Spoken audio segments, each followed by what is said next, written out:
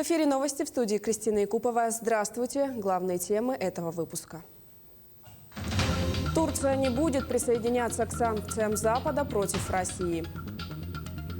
С 14 марта по всей стране заблокировали Инстаграм. Сборная Ленского района одержала победу в чемпионате республики по мини-футболу.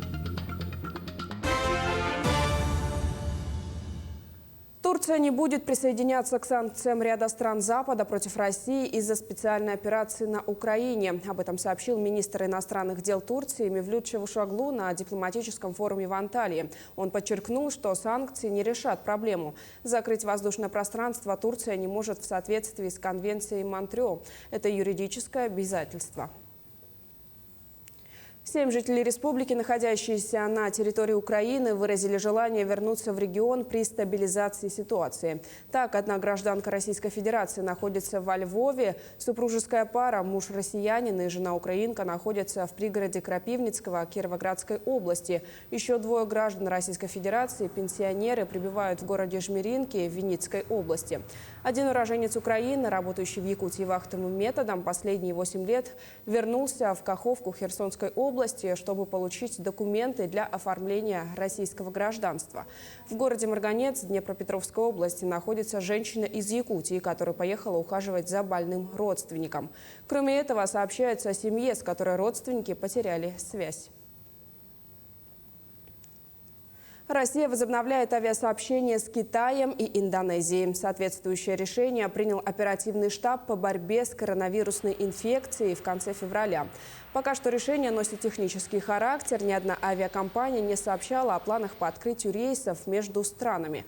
Авиакомпании Российской Федерации, Китая и Индонезии смогут совершать каждая по 3 полета между странами. Так, открытые для авиакомпаний воздушные линии Москва-Денпасар с частотой 3 рейса в неделю. В России заблокировали социальную сеть Инстаграм. Согласно заявлению Роскомнадзора, доступ ограничен в связи с распространением в ней призывов к совершению насильственных действий в отношении россиян. Ранее о блокировке ресурса в полночь 14 марта сообщили в Роскомнадзоре.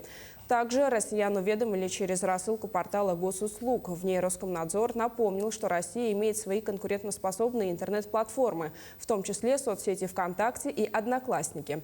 В своем сообщении представители Роскомнадзора также отметили, что одной из целей блокировки является обеспечение психологического здоровья граждан. К другим темам. Состоялись выборы главы Жиганского и Венкийского национального наслега. Явка составила почти 35%.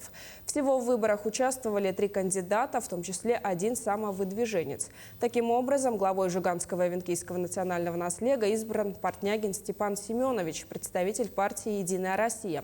Он набрал почти 79% голосов. Выборы прошли в обстановке гласности и открытости. На избирательных участках за ходом голосования наблюдали наблюдатели от Общественной палаты республики. Жалоб и нарушений избирательного законодательства не зафиксировано. Министерство финансов России соберет предложения по оптимизации и перераспределению расходов федерального бюджета на фоне санкций не менее чем на 10% в этом году. Это не затронет социальные и иные публичные нормативные обязательства. Как ранее отмечал министр финансов страны Антон Силуанов, несмотря на санкции, все бюджетные обязательства, в первую очередь социальные обязательства, будут исполняться в первоочередном порядке. Он заверял, что ресурсы для этого есть. В декабре прошлого года президент России Владимир Путин говорил, что социальные расходы федерального бюджета в 2022 году превысят 4 триллиона рублей.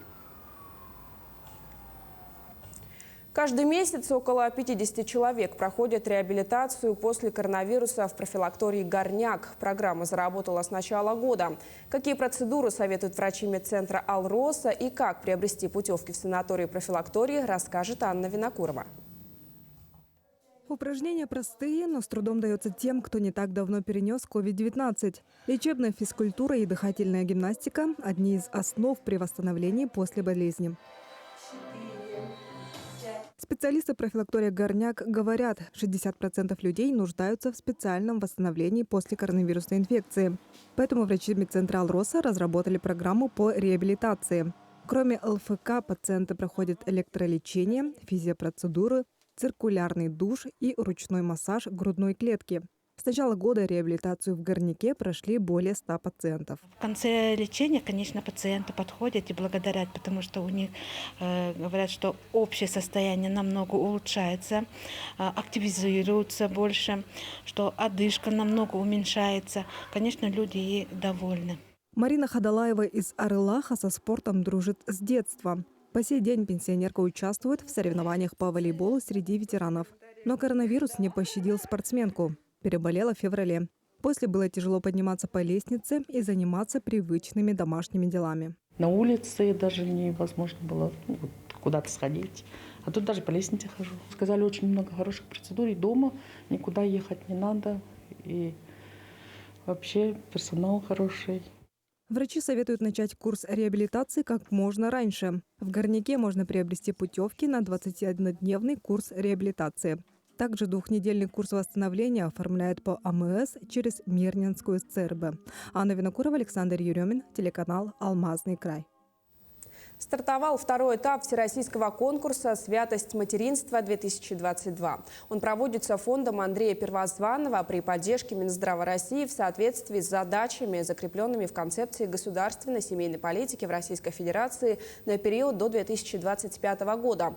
Конкурс направлен на защиту материнства и детства, повышение рождаемости и профилактику абортов. Он проводится 7-й год подряд и способствует улучшению качества медико-социальной помощи женщинам в учреждениях родовспоможения.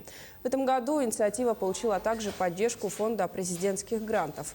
К участию приглашаются государственные и муниципальные медицинские организации, учреждения социального обслуживания, а также главные врачи, заведующие женскими консультациями, психологи и специалисты по социальной работе, сопровождающие женщин во время беременности. В Москве презентовали новую картину якутского режиссера Александра Лукина «Белый ангел тундры». В основе сюжета реальная история молодого врача, которая в 30-е годы прошлого века оказалась на севере и спасала людей в эпидемию. С какими трудностями столкнулась съемочная команда, узнаем из материала Максима Кардозу.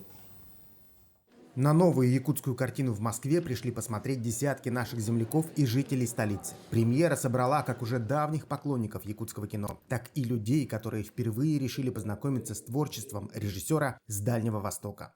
На самом деле, когда я разместил афишу этого фильма у себя в сторис, мне русские, мои московские друзья позвонили: да ладно, давай мы хотим посмотреть, потому что очень редко получается посмотреть классные отечественные фильмы, а все знают, что якутское кино — это совсем другое, очень душевное, очень нынче модное и красивое. И вот я привел несколько своих друзей, хочу им показать кусочки Якутии. Премьера прошла в Центральном доме кино. Это знаковое место для всех представителей этой индустрии. Показать картину именно здесь мечтают как начинающие, так и именитые режиссеры. В принципе, держим курс Союз кинематографистов и, соответственно, Дом кино держит курс на региональное кино, в том числе, которое сейчас очень активно развивается, и, в частности, якутское кино, которое действительно является примером для многих регионов того, как нужно любить кино, и с каждым разом мы видим колоссальный рост профессиональный. Поэтому, конечно, когда нам предложили этот фильм, у нас не было сомнений, поэтому вот мы сразу решили его показать. Картина «Белый ангел тундры» рассказывает историю 20-летней Капитолины Облезовой, врача из Ленинграда, которая в 1937 году приехала на работу в отдаленное северное село Жилинда. И молодому специалисту пришлось столкнуться с эпидемией брюшного тифа среди оленеводов. Работа над картиной шла 4 года. Процесс для съемочной команды оказался не только долгим, но и трудным. За полярным кругом не каждая съемочная не то что техника, но и группа не выдержит, так скажем. Очень были сложные съемки, потому что снимали в самые лютые морозы в январе, феврале. Там градус доходил до минус 60. Плюс, как мы все знаем, северный народ, он такой неоседлый, они кочевые люди. Поэтому пришлось съемочной группе кочевать вместе с кочевниками и снимать фильм. Вот так вот у нас было порядка 6 больших экспедиций. В главной роли актриса Мирнинского театра Анастасия Короленко. Все остальные герои – это обычные жители Оленёкского улуса. Полноценный прокат картины запланирован на этот год. Точные даты пока уточняются. Максим Кардозу, Виктор Олесов, Москва. Сборная Ленского района одержала победу в домашнем чемпионате республики по мини-футболу среди команд первой лиги. В финале турнира оленчане со счетом 3-2 обыграли соперников из Усть-Алданского района. На третью ступень пьедестала взошла сборная Мирнинского района, которая в бронзовом финале со счетом 3-1 выиграла у команды города Якутска. По итогам турнира были определены обладатели 6 путевок на финал спортивных игр народов республики. Помимо тройки призеров турнира, грядущим летом в Усть-Алданском Улусе будут состязаться сборные города Якутска, Мегино-Кангаласского района и Северо-Восточного федерального университета. Игры пройдут с 4 по 9 июля. Командный чемпионат республики по шашкам проводят в Якутске. В соревнованиях участвуют 24 команды. По словам судьи соревнований Гаврила Винокурова, определить победителя заранее весьма сложно. Силы равны и трудно выделить отдельных фаворитов. Отмечу, что данный чемпионат отборочный к 8-м спортивным играм народов Якутии, которые пройдут этим летом в Усть-Алданском районе. Путевка на игры будет выдана 10 лучшим командам. Чемпионат проводят по швейцарской системе в 9 туров. Участники доказывают свое мастерство как в русских, так и в стоклеточных шашках. Действительно, очень сильный состав. Если у нас в республике 14 гроссмейстеров сейчас в данное время, то здесь участвуют за районы 11 гроссмейстеров. Так что в некоторых даже улусах по 2 гроссмейстера. Чемпионы мира, Европы, России, очень много. Очень сильный состав. Но мы вот за 10 место боремся, претендуем со своими вилюйскими группами районов. Какой результат будет предсказать очень сложно, конечно, но игра покажет. Также в Якутске продолжаются чемпионаты и первенства Дальнего Востока по кикбоксингу памяти первого чемпиона мира из Советского Союза Александра Иванова. По итогам соревнований лучшие спортсмены получат право представлять федеральный округ на чемпионате страны. В этом году на турнир приехали кикбоксеры из Хабаровского, Приморского, Камчатского краев, Сахалинской области и Якутии. По словам вице-президента Федерации кикбоксинга России Александра Березкина, в прошлом году в Якутске организовал лучший чемпионат России по кикбоксингу. Кстати, сборная Якутии на этом турнире одна из самых представительных. В числе спортсменов выступают и прошлогодние звезды Тимофей Сивцев, Аял Местников и Михаил Иванов. Мы, как правило, выступаем в 2 разделах. Это К1 и фулл-контакт с лоу-киком. Сейчас проходит фулл-контакт с лоу-киком. Они кажутся с виду как будто одинаковые, но в К1 разрешаются удары коленом, с колена можно бить, и удар бэкфист, то есть с разворота рукой. Это меняет вообще картину боя, и стиль даже боя меняется, поэтому это разные разделы. Но они самыми жесткими являются в кикбоксинге, полноконтактными. Французский бульдог из Санкт-Петербурга по кличке Барон быстро завоевал популярность в интернете благодаря необычному навыку. Пес шустро катается на скейтборде. Чтобы научить Барона кататься на скейтборде, хозяйке Веронике пришлось самой освоить азы этого вида спорта. Зимой пес тренируется на парковке, а в теплое время года предпочитает кататься на уличной площадке, где часто привлекает внимание прохожих. Именно это подтолкнуло хозяйку Барона к созданию профиля в соцсетях.